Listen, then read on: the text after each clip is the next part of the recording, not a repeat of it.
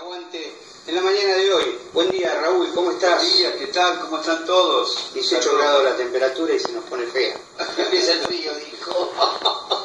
Hoy tenemos un invitado, Oscar Abdarabini. No vamos a poner los títulos. No pongamos nada. Ciudadano de la República Argentina. Te queda como ciudadano, me parece. Ciudadano. Alguien que subsiste en la República Argentina, no sé. Buen día, Oscar. Buen día. Gracias por venir. Sí, pero sí es importante, perdón. Sí. Un profundo investigador. Entonces, si no le damos los títulos, bien ganado, fruto de la larga carrera. Ya, pues si me pongo a decir los títulos, chao. Claro. Termina el programa. Y tengo otro título que ustedes conocen, pero que no van a decir, y les pido que me lo digan decir. Yo he sido un amigo, un compañero, una persona que ha estado aquí hace poco tiempo, Cacho Sena, y yo sé que él está en el cielo, le quiero mandar un saludo muy especial, porque es una persona muy querida, un compañero muy productivo, y por acá debe andar su espíritu.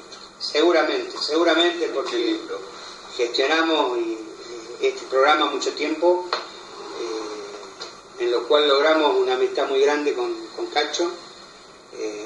Seguramente que está en el aire de la radio, en el aire de este estudio, y la verdad que hablé con Agustín, el hijo de Cacho. Me dijo que en estos días iban a hacer un homenaje. Yo le pedí que no lo haga un día de semana porque era mejor un día viernes, un día sábado, donde iba a tener mayor cantidad de compañeros y amigos que le iban a ir a despedir y a saludar a la familia. Y me puse a disposición de Agustín y de la familia. Acá tenemos muchos recuerdos de él.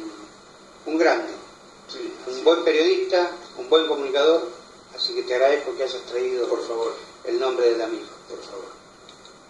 Para nosotros es mucho.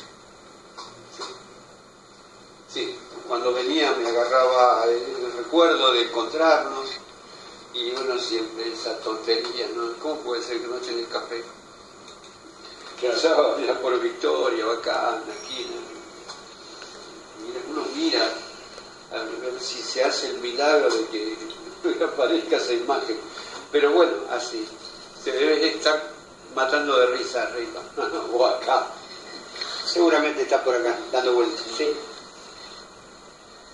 Acá la están haciendo. Bueno, pero yo solamente quería decir que el amigo, el compañero que hoy está acá es un militante de la causa nacional y popular, latinoamericana. Recuerdo alguna vez que charlábamos con él hace algunos años.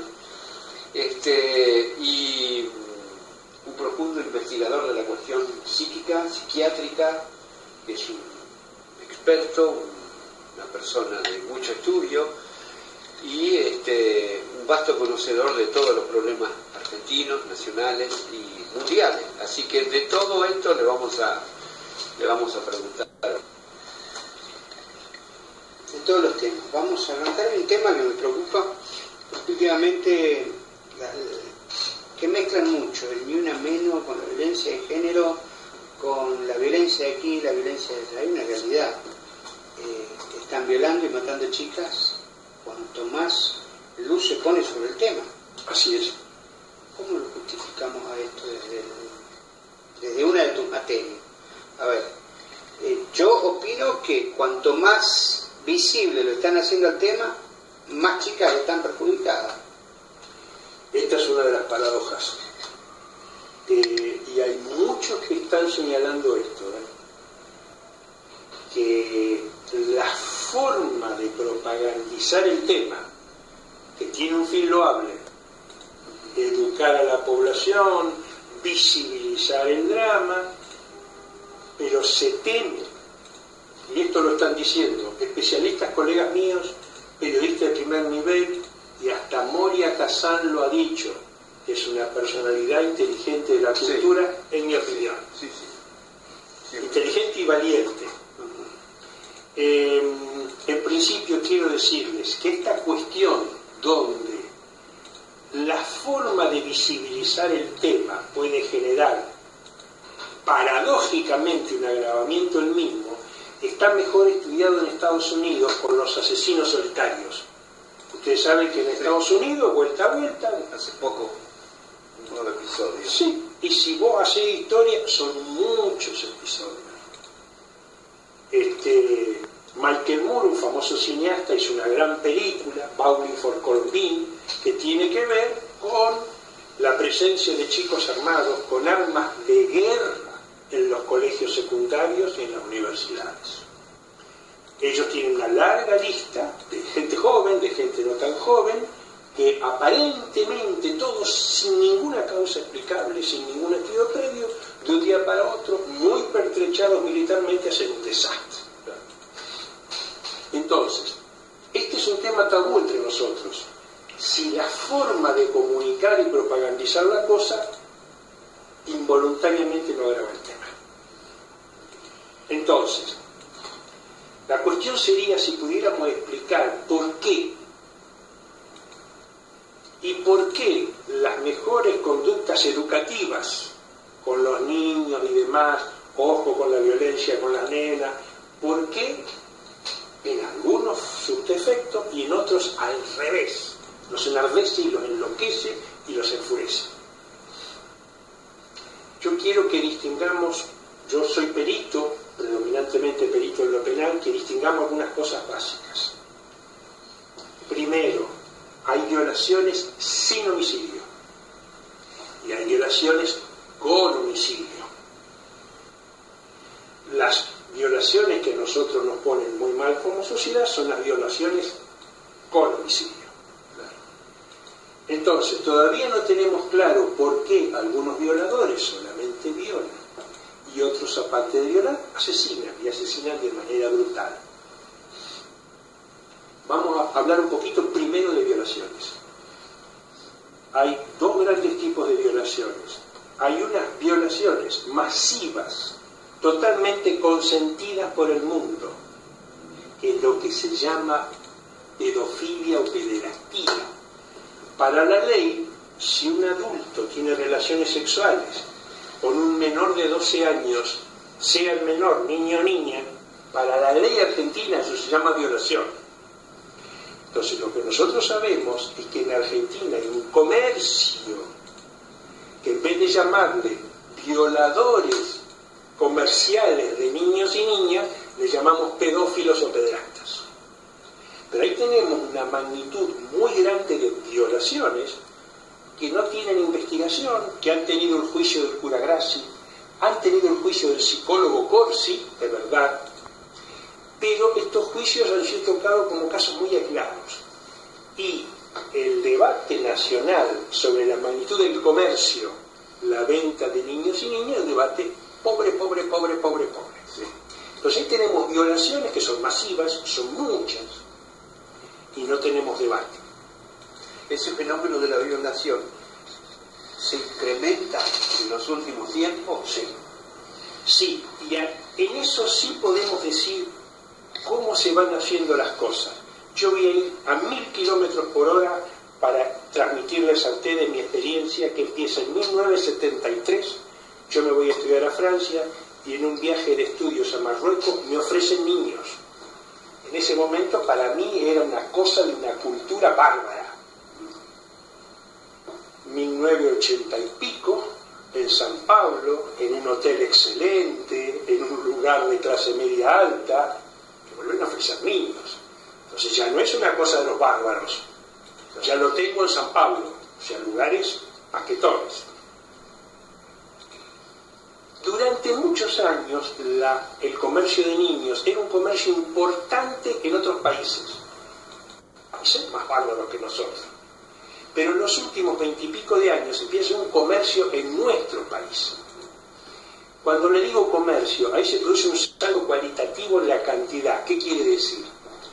Mientras las violaciones de niños, que llamamos pedofilia o pederastía, era una cosa de grupos muy chiquititos, el grupo chiquitito crecía de a poquitito. Cuando algún genio empresario dice acá hay un negocio, ya no son tipos que tienen la necesidad de tener relaciones sexuales con niños, ya es un producto mercantil que un empresario o varios empresarios deben vender, y cuanto más se venda mejor. Entonces ahí las violaciones masivas se transforman en un negocio. Algo parecido a lo que pasa con el narcotráfico. Nosotros en Argentina casi que no tenemos adictos hasta el 82, pero a partir del 82 el narcotráfico ingresa como un negocio y la multiplicación es fenomenal. Entonces yo digo que la violación masiva es un negocio empresarial que mueve mucho dinero, quiere decir que tenemos una fábrica de violadores, frente a los cuales la sociedad puede hacer poco y nada. ¿Qué podemos hacer? Detectar si en internet esto se mueve, sí, pero es poco y nada. Entonces, estas son las violaciones. ¿Qué promueve la conducta de violación? Mira, ¿Qué lo motiva? ¿Qué lo incrementa? ¿Cómo aparece ese crecimiento? mira, si algo enseñó el psicoanálisis y Freud sobre la sexualidad, que ya se sabía desde siempre, pero Freud lo dijo claramente, es que la sexualidad del hombre y de la mujer puede ir con cualquier cosa. Puede ir con una muñeca, puede ir con un animal, puede ir con una persona muerta. Y no quiero decir con qué persona muerta del más alto nivel de la República Argentina se hizo eso, porque me da horror, y todos sabemos. La muerta más famosa de la República Argentina fue objeto de violación sexual. Entonces, eso está desde los albores de la cultura, que el hombre puede tener apetito sexual por cualquier cosa, solo consigo mismo, con animales, con niños, con niñas, con viejos, con muertos, con muñecas o muñecos, con lo que sea. Entonces, esa posibilidad está desde siempre. El asunto es que en determinado momento la cultura o la sociedad empieza a fogonear eso, y en un tercer momento es un orden empresario el que fogonea eso. En lo que hace o sea, porque tampoco hay, o sea, por lo que vos contabas de los hoteles y eso, o sea que hay un mercado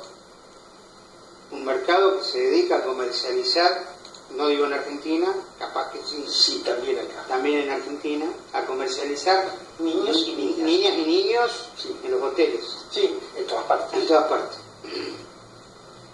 Y a nivel mundial me decís que lo viste Desde el 73.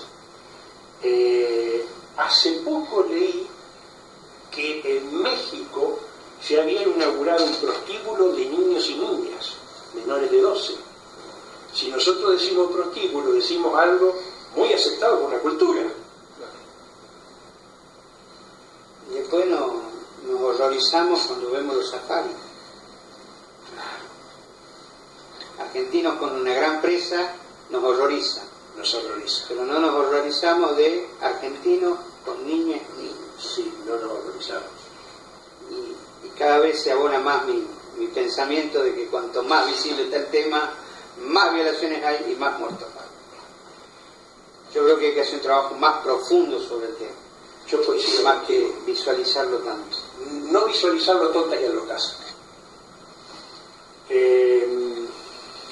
Hay, podríamos decir, distintos factores en el fenómeno cultural, en el fenómeno motivacional, no sé si es el término correcto. Quiero ir a una cosa que todo el mundo incluso lo debe estar pensando, si hasta cura hubo, Claro. ¿no es cierto? Sí, Como fenómeno, Sí. no solamente como la conducta de Sí. uno en tal lugar, exactamente. muy extrañamente. Exactamente. Últimamente y fundamentalmente antes de la aparición de liderazgo de Francisco, era un fenómeno corriente, digamos, masivo, Sí. ¿cierto? Vos señalás muy bien. Que uno puede castigar la justicia, encuentra el castigo debido a ellos. Pero ¿cómo se resuelve el problema? Es que intento una explicación, no pretendo. El nuevo hombre que viene vuelve a colocar un sentido y un rumbo, Sí, quizás. sí. Independientemente de la creencia que cada uno puede tener, pero digamos, le vuelve a dar un un sentido y un rumbo. Está Cristo, está María, estos objetivos, la humanidad, la pobreza, y le da sentidos políticos también a ese grupo de, digamos, de miles de religiosos del mundo. Eso extrae al grupo de un problema. Ahora, ¿cómo se extrae a vastos núcleos poblacionales como estos de un tipo de conducta? Yo no sé si estoy bien encaminado o no. Sí, porque vos has puesto el dedo sobre la llaga, sobre algo que sabemos todos desde hace muchos años, que el ámbito donde las violaciones de niños eran más masivas era la iglesia. O sea, esto lo sabemos de hace muchísimos años. Yo recuerdo el juicio de un obispo, no sé si era de Santa Fe, de Rosario, Santa Fe. Es decir, este tema, Raúl, lo conocemos hace mínimo 30 años. Y sabemos que en la iglesia la fabricación de violadores era masiva, no era aislada. Nosotros nos venían casos aislados, pero la fabricación era masiva. La fabricación era masiva. Entonces, la pregunta es, ¿tenemos estudios serios de cómo y por qué en la iglesia eso era masivo? No. Lo que sí sabemos era que la propia estructura eclesiástica lo ocultaba, que era dificilísimo llevar un cura por este tipo de cosas a la justicia, que los propios medios de comunicación y hasta los políticos no facilitaban las cosas. Pero ahora tenemos el primer ejemplo de violaciones masivas en una institución tradicional consentida. ¿Cómo consentida? Consentida porque tácitamente la sociedad hacía poquito y nada, la consentía tácitamente. O si querés la combatía con mano débil. Claro. Sí. A lo mejor la palabra consentida es chocante, a lo mejor se necesitaría otra. Pero me imagino los primeros que se atrevieron a denunciar. Me imagino hace 20 años, 30 los primeros que se atrevieron a denunciar, algunos acá en Estados Unidos, pero sí, en Europa también. En Estados Unidos hay una película muy buena norteamericana, no me acuerdo el nombre, que trata de esto, creo que eran muchos obispos que estaban en las cosas, y la enorme dificultad de un periodista para lograr que los violados declaren y que la justicia acepte la cosa. Es decir, este no es solo una cuestión de la iglesia argentina, es de las iglesias. No tenemos estudios de cómo funciona esto ni en las instituciones religiosas judías, ni en las musulmanas, ni en las protestantes. No sabemos nada. Si vos me decís, poné las manos en el fuego de que esto no pasa en la otra,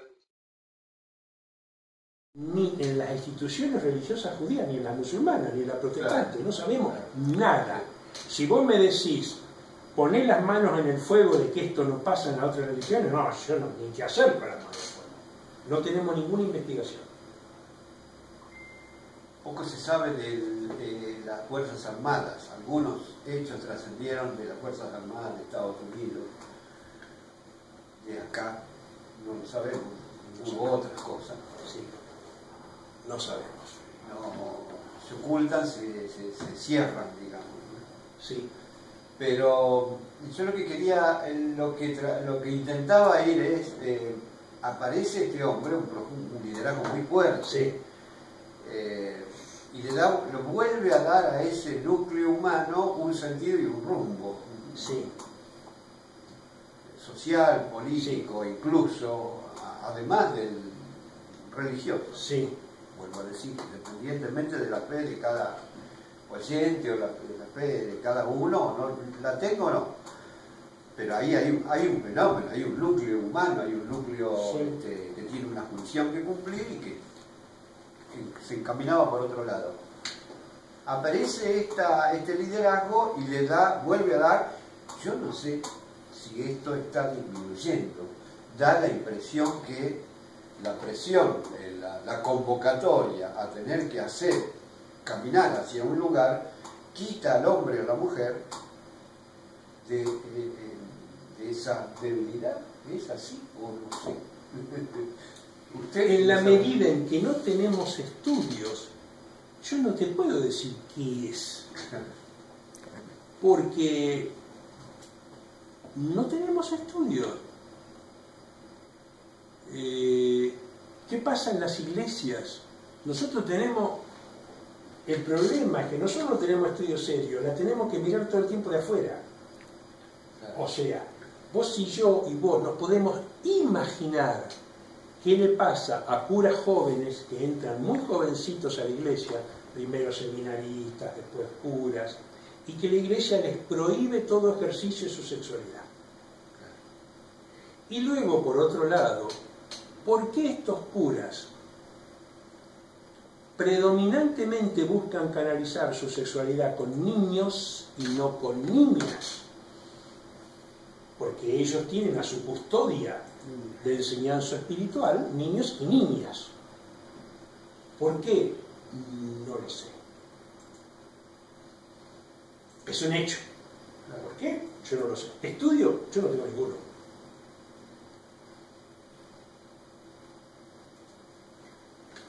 Y si bien no hay estudios, pero podemos decir de que hoy desde la Iglesia, desde este mandato que tiene Francisco, se ha trabajado un poco más sobre el tema. No mucho.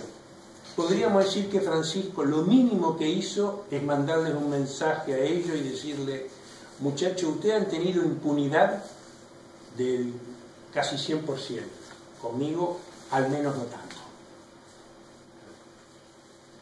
¿Vos considerás que Francisco está en un buen camino con respecto a esto? Obvio, pero como el liderazgo de Francisco está sustentado en el poder, y acá podemos hablar de cuestiones de poder, el poder de Francisco es muy grande pero no absoluto. Entonces él sí deberá saber, a lo mejor hizo hacer estudios, de qué complejidad es la cosa, cuán arraigada está entre los curas, que él a lo mejor no puede hacer como Jesucristo y entrar al templo y sopapearlos a todos. Fíjate la complejidad de la cosa, y nos vamos rajando a una diferencia de manejo del poder de Francisco en una cuestión internacional delicadísima. Cuando se producen las matanzas enormes del ejército islámico de las comunidades cristianas en Siria, Francisco pide ayuda y luego el presidente Obama lo deja entrar al Capitolio. Y ahí en el Capitolio Francisco opera como Jesús y les dice de todo a los mercaderes de armas. Entonces, mirá la complejidad del manejo del poder. Es decir, que Francisco en la propia iglesia quizás no pueda sopapear a los curas pedófilos. Y en el Capitolio es el infierno del poder. No, sí. Puede sopapear y hacer llorar a los mercaderes de armas. Qué compleja la cosa. Sí. Volviendo un poco, moviéndonos hacia un costado, digamos, en lo que conocemos del justicialismo, el aparato, pareciera que es más difícil operar sobre el aparato, diría un peronista, claro, que sobre el pueblo, claro, conducirlo, llevarlo, claro, liderarlo, llevarlo hacia un sentido más digno y justo, sí, pero el aparato es muy difícil. Y ese aparato está operando en Argentina, sí, desprestigiándolo, peronizándolo, digamos. Fíjate en la última manifestación preguntaban sobre Francisco, dice: ay, no me animo a hablar porque lo veo muy peronista. Escuché una buena Francisco es peronista, sí, sí, pero no por eso lo dicen ellos para jefe de la iglesia. Claro. Imagínate vos que hay muchos que dicen respecto al narcotráfico: hagámosle una rinoscopía a los diputados, a los jugadores de fútbol, hagámosle... ¿Alguien se animaría a decir, hagámosle un estudio psiquiátrico a todos los curas a ver cuál está comprometido con la pedofilia? No creo que haya alguien que le ponga el cascabel al gato. No. Pero bueno, habría que golpear todos los días la puerta a ver quién se anima, ¿no? Porque no sería algo descabellado, yo creo que sería algo muy útil. Bueno, digo, para no encarar el problema solamente en función de este tipo de organización, también quizás ocurra lo mismo en las grandes organizaciones mundiales en cuanto a lo financiero y lo económico. Lo que decía Alejandro, retomando lo que decía Alejandro, en cuanto ahí es muy difícil llevar los cuestionamientos y las preguntas, porque ahí no se entra.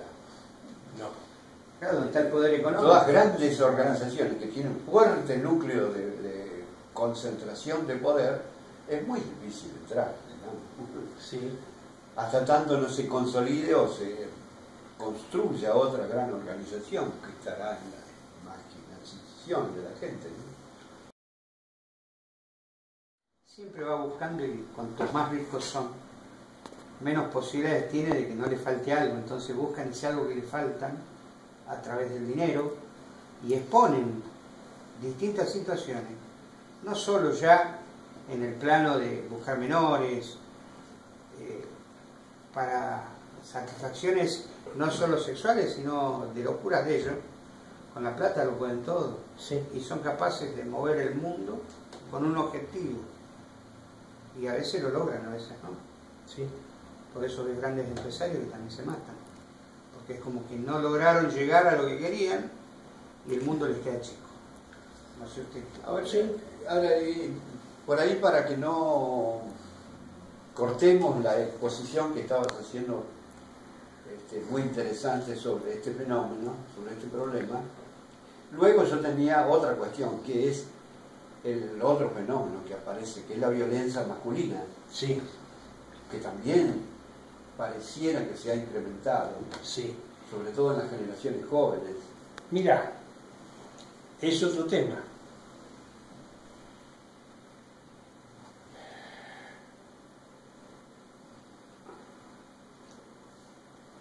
Yo, para ir aprendiendo un poco este otro tema, que es otro tema difícil, converso bastante con las damas. Entonces estamos distinguiendo tres tipos de violencia. La de género es la del hombre sobre la mujer. La de tela es la de la mujer sobre el hombre. ¿Por qué de tela? Para darle una diferencia de la de género. Género y tela es lo mismo para mí, pero bueno. Es un juego para diferenciar. Está bien, está bien. Y el otro día una señora grande me decía, bueno, pero hay que incluir la violencia de terciopelo. ¿Y cuál es la de terciopelo? Es la única violencia permitida en donde el hombre hacia la mujer, o la mujer hacia el hombre, con una ironía, con un sarcasmo, con una chicana, que son un poquitín agresivos, pero lo agresivo es poquitito. Ahora, lo que nosotros hemos ido viendo es un auge enorme en la cultura y lo comunicado son violencias de género, o sea, del hombre contra la mujer. Y hemos visto brutalidades, brutalidades, brutalidades. Estudios sobre el tema, otra vez, prácticamente estudios serios ninguno. Si nosotros tenemos que esperar que algún animal mate a una mujer para hacer un escándalo, un lío, derivarle las cuestiones a la justicia, estudio, no. Yo les voy a decir cuál fue el primer ejemplo de un estudio que los medios de comunicación no aceptaron. Eran dos estudios mediados de los 80 y fines de los 80. Carlos Monzón era un líder mundial. Carlos Monzón asesinó a su señora, Alicia Muñiz, en un clima dantesco, donde había violencia, alcohol, drogas, de todo. Se hizo un juicio, se hizo una película, y ahí se sentó establecido el paradigma de lo que la cultura debía entender como violencia de género. ¿Qué es violencia de género? Que un animal violento, aparentemente sin ninguna razón seria, de un día para otro, ni se sabe cómo por qué, tira por el balcón una mujer. Se estableció eso sin estudio de lo que... Sí, sí, muchachos. Facha y famoso. Facha, fama y dinero. Todos juntos. Y un poder mundial Recuerden ustedes que había filmado películas famosísimas. Entonces, se casa con la mujer ideal para no tener hijos, cabecitas negras, una rubia muy hermosa. Pero el chico les nace con problemas importantes, graves y casi incurables. Ocurre entre ellos dos cosas que es muy frecuente que ocurran en parejas o matrimonios que tengan un hijo con problemas graves. Empiezan las acusaciones del uno contra el otro. Recriminaciones. Porque la culpa es tuya, de tu familia, no, porque la culpa es tuya, de la mía. Y él decía, no, porque yo ya tuve hijos que me salieron bárbaros. Y recriminaciones que van en aumento y en descontrol. Y lo que pudimos llegar a intuir, que al principio las recriminaciones eran de padre a madre.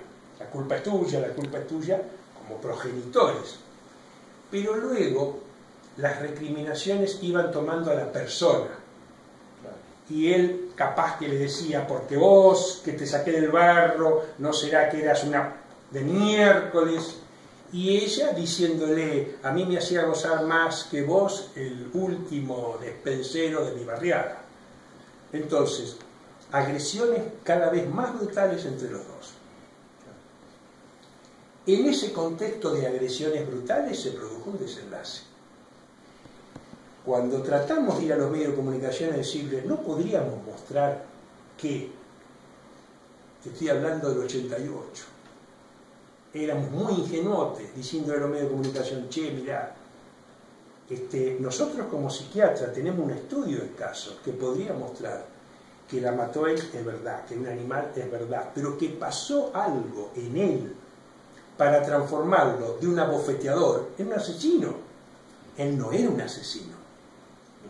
Entonces teníamos un caso célebre, excepcional para estudiar. Incluso propusimos, hagamos una película diferente. No, y no bajo ningún concepto, no. No voy a decir el nombre de los periodistas que fuimos a ver con este tema. ¿Cuál es el porqué? Porque en este momento la sociedad empieza a estar preparada para combatir la violencia de género masculino. No podemos tocar qué pasa con la mujer. Año 88. Luego tuve la posibilidad, debe haber sido 89, 90, que una mujer, productora de televisión, acusa de violencia de género a un productor. Entonces, ella sale de una reunión con el productor, perdónenme que insista en los detalles, pero le va a permitir entender cómo se producen las cosas. Ella sale, tiene una discusión importante con el productor la quiere echar porque ve que no funciona bien, cosa lógica. Ella, que no quería ser despedida, le ofrece sus servicios corporales al productor. El productor no los acepta. Entonces ella le ofrece, ella y su amiga, y el productor tampoco lo acepta. Entonces ella le dice, evidentemente vos sos puto. El productor tampoco se molesta, igual la echa. Ella sale del despacho del productor, no queda bien claro qué pasó, si se cae en el piso qué pasó, empieza a gritar que el productor la maltrató físicamente. Va a la policía, hace una denuncia policial. La policía dice, ¿y dónde está? No, me duele mucho la muñeca. Van a un hospital público, en el hospital público dicen, tiene 15 muñeca, le ponen un yeso. El productor entra en pánico. Entonces cuando el productor dice, pero yo no la toqué, nadie le cree. Porque la palabra de la mujer es una persona seria y porque teníamos un yeso puesto por un médico del hospital. Entonces alguno de los dos mentía espantosamente y todos sospechamos que el que mentía era el hombre. Van a un proceso judicial. En el proceso judicial el juez interroga a las dos partes. El juez está capacitado para interrogar a una persona, más o menos saber si miente o no. Y el juez se le prende la lamparita y dice, mire señora, yo confío ciegamente en el médico del hospital, que a usted le puso un yeso, pero quiero una pericia de los médicos forenses. Los médicos forenses sacan el yeso, hacen la pericia y dicen, no, acá no hay ningún esguince. Entonces el juez empieza a sospechar y le dice, ¿en qué hospital se atendió? En tal. ¿Quién es el médico que lo atendió? Lo llama. Especialista en traumatología de guardia del hospital tal. Y le dice el juez, mire doctor, yo tengo sospecha seria de que usted ha falsificado este diagnóstico. Tengo dos opciones con usted. O me da una mano y me dice la verdad y busco la forma de salvarlo, pero si yo llego a descubrir que usted falsificó un diagnóstico médico para cometer un delito, lo hago de goma, le puedo quitar el título, le hago perder la matrícula. El médico se asusta y le dice, no, lo que pasa es que el marido de esa señora es amigo mío y él me pidió un favor. Che, mi mujer tiene un problema laboral, hágase un yesito, hacer un certificado. Entonces el médico dijo, a mí me engañaron y yo de ninguna manera voy a pagar el pato por esto. Le dice el juez, doctor, la verdad es esta. Y el juez llama a la mujer, al marido de la mujer, y le dice, tengo esta situación. Tengo dos opciones. Señora, la proceso usted por falso testimonio, por injuria, por calumnia al marido. Lo proceso usted por haber ayudado a otro médico a cometer un delito. ¿Quieren eso? ¿O prefieren retirar la denuncia? La mujer y el señor dicen, no, retiremos la denuncia, fue un malentendido. Yo también fui a los periodistas con eso, digo, mire, porque por primera vez tenemos la complejidad de qué pasa entre un hombre y una mujer en un juicio concreto. No, no se puede. Entonces, nosotros en los últimos 20 y pico, 30 años, hemos tenido los casos brutales donde un hombre hizo brutalmente una barbaridad, sí, pero no tenemos ningún estudio de lo que pasó en ese hombre y esa mujer. La realidad. La realidad. El más reciente, por eso yo le he dado mucha manija, y no se enojen conmigo por los casos que voy a citar, pero Barbie Vélez y Federico Val, que son dos chicos jóvenes de la farándula, tuvieron un sainete y ella lo acusó de violencia de género. Fueron a la justicia y la justicia determinó que él no le había pegado. Y la justicia le hizo una pericia a ella, la justicia determinó que ella era un poquitín imaginativa, por ser suaves. Entonces, era una buena actriz. Era una actriz más o menos. O sea, la actuación de ella ante los medios de comunicación fue muy buena. Y sería bueno para que la gente entienda que estudie cómo se manifestaba ella ante los medios, muy convincente.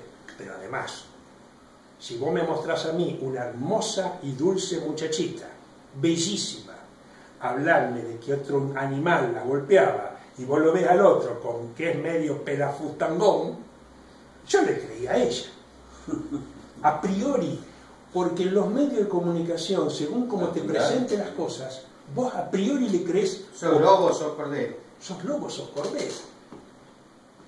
Entonces, luego se hizo el proceso judicial, se lo comunicó, los medios comunicaron que él salió libre, pero que la pericia a ella le dio mal. Digamos, la pericia a él no es que le dio 10 puntos, dijo, es un tilingo, pero nada más. Y ella se dijo, es exageradamente imaginativa. Entonces ahí tenemos uno de los primeros ejemplos donde hemos podido ver cómo en un primer momento teníamos una violencia de género juzgada, garantizada, y en un segundo momento teníamos una violencia de tela imaginada. Sí.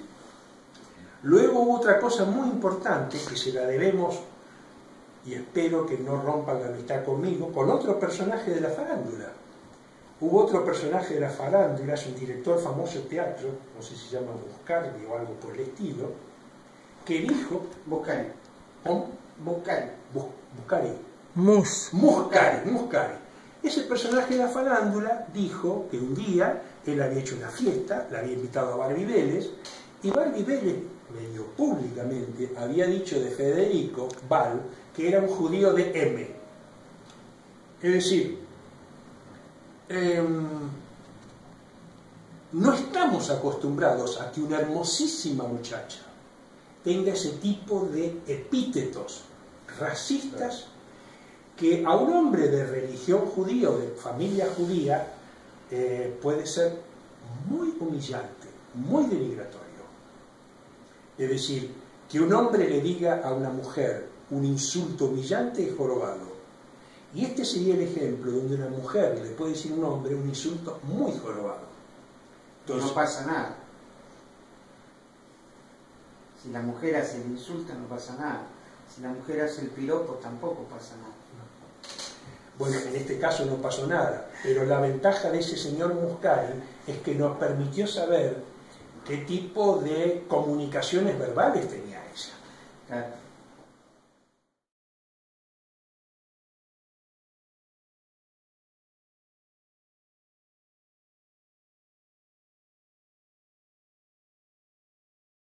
Nos introducimos ahora en este otro tema, que la modernización de los vínculos entre el hombre y la mujer han trastocado bastante reglas clásicas de la convivencia. Ahí quería ir tratando de arrimarlo a un fenómeno que se dio en los 90 y vuelve a darse ahora.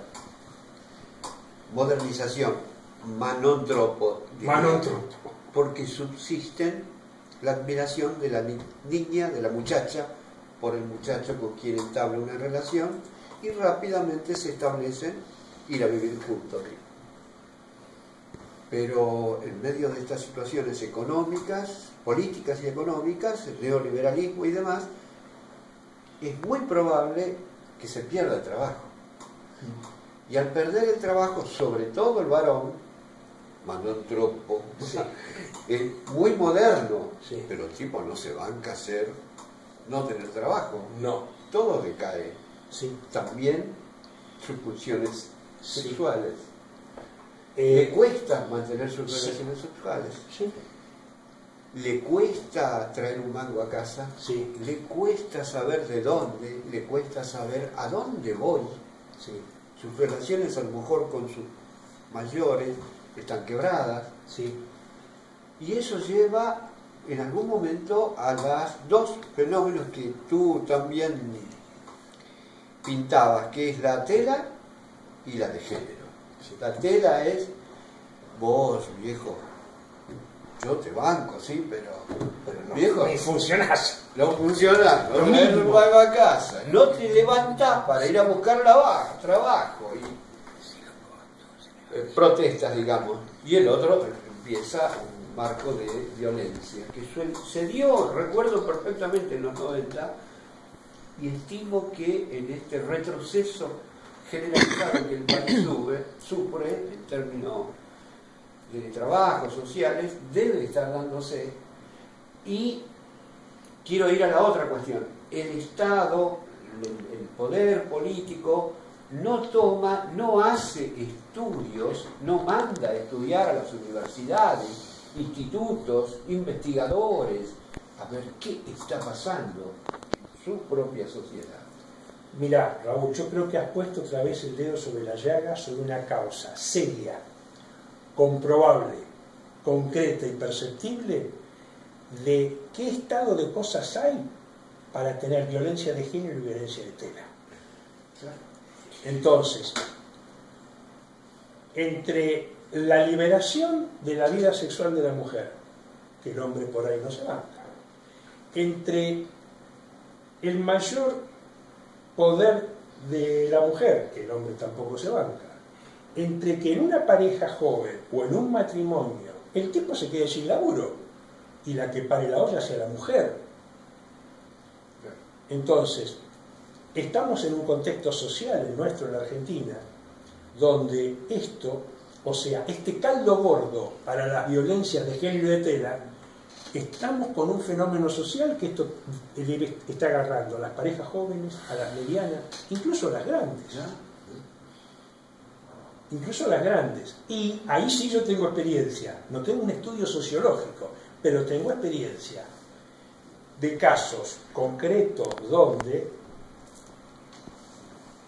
el hombre tiene que poner su machismo en el más alto nivel para que no se le haga añicos cuando él no puede ir a laburar y la mujer tiene que parar la olla. Donde toda la sociedad está dispuesta a denigrarlo no solo la mujer, toda la sociedad le dice, ¿qué tipo macho sos vos? No parás la olla, no te sentís bien, estás medio depre, y encima tus partes pudendas funcan más o menos y a veces ni con el Viagra funciona. Es la sociedad la que lo denigra brutalmente. Entonces he visto casos donde la mujer de ninguna manera hace esto y lo cuida. Y muchas veces la mujer y él piden ayuda a un terapeuta para decir, tenemos miedo de que esto se nos vaya de las manos a los dos. Porque a veces hay hijos pequeños. Y el hijo pequeño también, o el mediano, tiene en la cabeza la idea de que el que para la olla es el hombre, del que conduce el barco es el hombre. Y el hijo tiene que ver como la que está conduciendo el barco es la mujer. Porque suele aparecer ahí el valor y el coraje intrínsecos, no sé si el término es correcto, de la mujer, enfrentando los grandes problemas que la vida le trae. Sí. Y a veces los varones no estamos totalmente preparados para enfrentar